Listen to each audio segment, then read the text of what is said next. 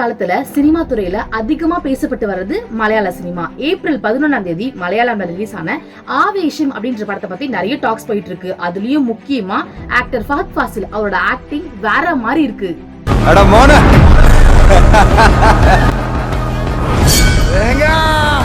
இந்த படத்தோட one line story என்னவா இருக்குன்னா, தன்னை அவமானப்படுத்தின காலேஜ் சீனியர்ஸ பழி வாங்கணும் அப்படின்றதுக்காக லோக்கல் ரவுடியோட சப்போர்ட்டை தேடி 3 பசங்க ஒயின் ஷாப்பா அலையறாங்க. அப்போ அந்த டைம்ல பெங்களூருக்கே டான் ஆன ரங்கா, அதாவது ஃபஹத் ஃபாசில் அவர்கிட்ட வந்து மாட்டிக்கிறாங்க. அங்க இருந்து அவங்க எப்படி தப்பிக்கிறாங்க, அந்த சீனியர்ஸா அவங்க பழி வாங்கினாங்களா இல்லையா அப்படின்றத அந்த கதையே. இந்த படத்துல கதையே இல்லனாலும் ஸ்கிரீன் பிளே மேக்கிங்லாம் வச்சு பெஸ்டா ஒரு படம் கொடுக்க முடியும் அப்படின்றதுக்கு இந்த படம் ஒரு மிகப்பெரிய எக்ஸாம்பிள். படம் ஃபுல்லாவே ஃபஹத் ஃபாசிலோட ஒன் மேன் ஷோ அப்படின்னு சொல்லலாம். ஆக்ஷன் காமெடி எல்லாமே மிக்ஸ் பண்ண மாதிரி இந்த ஸ்டோரி இருக்கு. இந்த படத்துல மன்சூர் அலிகானும் நடிச்சிருக்காரு. படத்தோட இன்டர்வல் சீக்வன்ஸும் கிளைமேக்ஸ் போர்ஷனும் தான் இந்த படத்துக்கு ஒரு ஹைலைட்டாவே இருக்கு. இவரை தவிர இந்த கேரக்டரை வேற யாராவது பண்ணிருந்தா இந்த அளவுக்கு இருக்கவே இருக்காது அப்படின்னு யோசிக்க வைக்கிற அளவுக்கு நடிச்சிருக்காரு. பிளாக் பஸ்டர் ஹிட் ஆகிற விக்ரம், புஷ்பா இந்த மாதிரி நிறைய படத்துல ஃபஹத் ஃபாசில் நடிச்சிட்டு இருக்காரு. ஒரு படத்துல அந்த கேரக்டரா மட்டும் பார்க்காம அந்த கேரக்டராவே வாழ்ந்திருக்காரு. மனுஷன் கண்ணாலே நடிப்பாரு, இவரை நம்பி என்ன வேணாலும் எழுதலாம் அப்படின்ற மாதிரி டைரக்டர் லோகேஷ் கனகராஜ் ஷேர் பண்ணிருப்பாரு. ஏன்னா விக்ரம்ல இவரோட கேரக்டர் அந்த அளவுக்கு யூனிக்கா தெரியும்.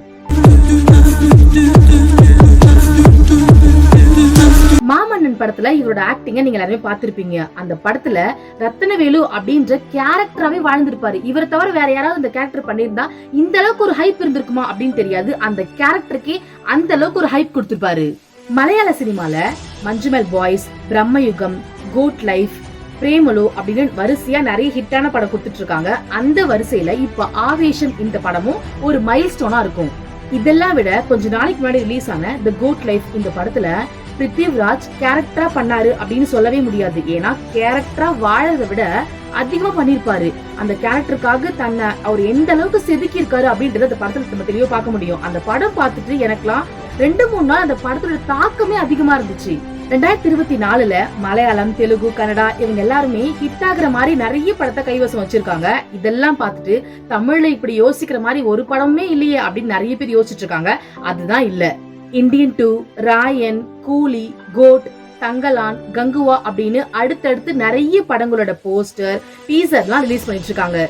வரிசையா இத்தனை படங்கள் இருந்தாலும் அடுத்து நம்ம தமிழ் சினிமால ரிலீஸ் ஆக போறது அரண்மனை 4.